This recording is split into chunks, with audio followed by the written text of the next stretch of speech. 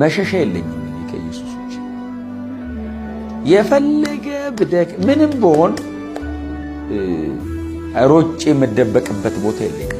በቃ ጌታ ብቻ ነው ያለኝና ፋሚሊ ጋር እናቴ አባቴ ልነግራቸውና አንደርስታንድ ሊያደርጉኝ ጭንቅላቴን እያሹ አይዞ በርታ እኮ ሊሉኝ እኮ ይችላሉ።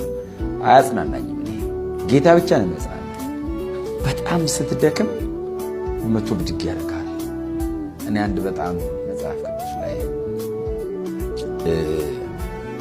ጳውሎስን ወደዋለሁ ፐርሰናል ኢንስፓይሬሽን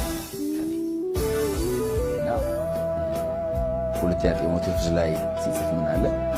የስብከቱ ሥራ በእኔ እንዲፈጸም ባጠገቤ ቆሟል እና ከአንበሳ ድኜ በሕይወት አለዋል። በሕይወት እንድኖር እንድተርፍ ነው አይደለም ያለው፣ የስብከቱ ሥራ እንዲያልቅ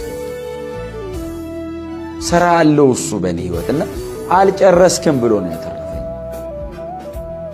አላለቀም ብሎ ነው ያዳነኝ እንጂ ይቦጫጭቁኝ ነበር። እንድኖር ተፈልጎ ሳይሆን ሥራ ስለቀረ ነው። ለራሱ ሲል ነው ያተረፈኝ።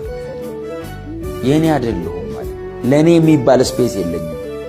ነገ የሚባል ቀን አምሮኝ አይደለም እየኖርኩ ያለሁት። እሱ ራሱ ነው እያነጋ ቀጥል የሚለኝ። አሳይመንት አለብህ እና ለጌታ ሰው ሲሆን ስትደክም የሚያበረታ ስራው ባንተ እንዲያልቅ አቅም ይሰጣል፣ ጉልበት ይሰጣል። ባንተ ያየው ነገር አለ፣ ዲዛይን ያደረገው ነገር አለ። እኔ ደግሞ የመጨረሻ ክብር የምለው እግዚአብሔር በእኔ ህይወት ላይ ፕሮግራም ያደረገውን ነገር እየፈጸመ እንዳለ ከገባኝ ከዚህ በላይ ክብር የለም። እኔ ምንም ላጣ እችላለሁ፣ ምንም ልጥል እችላለሁ። ጉልበትን ሊወስደው ይችላል። እንዳልኩ እንትንን ይወስደዋል። አንዳንዴ አቅምን ይወስደዋል። ዛል ትላለህ። መጥቶ ብድግ ያደረገህና እንደማትችል ይነግራል።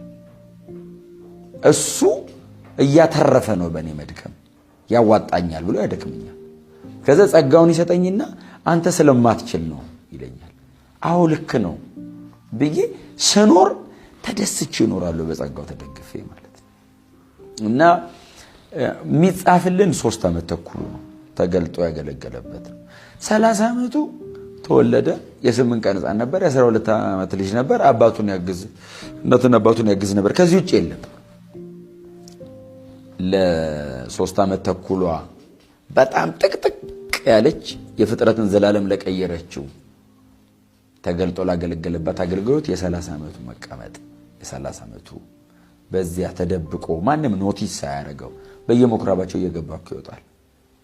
እሱ